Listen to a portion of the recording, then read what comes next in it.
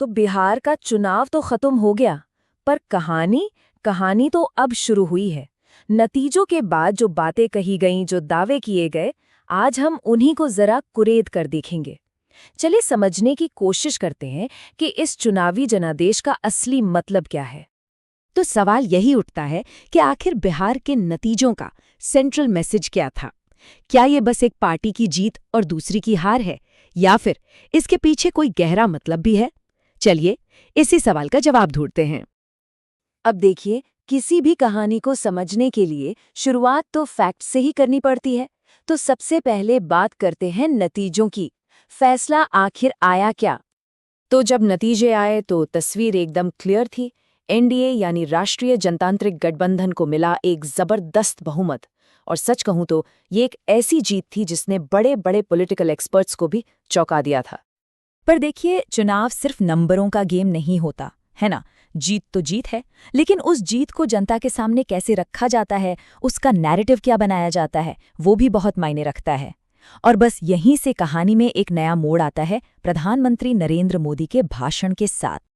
तो हुआ ये कि इस बड़ी जीत के बाद प्रधानमंत्री ने अपने पार्टी वर्कर्स से बात की, और अपने उसी भाषण में उन्होंने इस पूरे जनादेश को एक खास फ्रेम में, एक खास कहानी में ढाल दिया। उन्होंने इस जीत को एक, कह सकते हैं, एक पॉजिटिव मैंडेट की तरह दिखाया। उन्होंने कहा कि बिहार के लोगों ने ये वोट सुशासन और विकास के लिए दिया है। मतलब ये एक तरह से भविष्य के लिए, एक उम्मीद के लिए दिया गया वोट था। लेकिन रुकिए, कहानी का सिर्फ एक पहलू नहीं था, इस सिक्के का एक दूसरा साइड भी था। प्रधानमंत्री ने ये भी कहा कि ये वोट सिर्फ किसी चीज के लिए नहीं था, बल्कि किसी चीज के खिलाफ भी था। और वो चीज क्या थी? उनके शब्दों में, जंगल राज। उन्होंने कहा कि बिहार की जनता ने जंगल राज की वापसी पर रोक लगा दी है।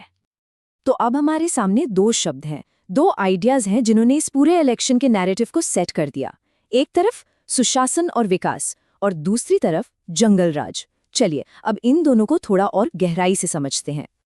तो आप देखिए कैसे इस पूरे चुनाव को दो एकदम ऑपोजिट ध्रुवों के बीच की एक लड़ाई बना दिया गया।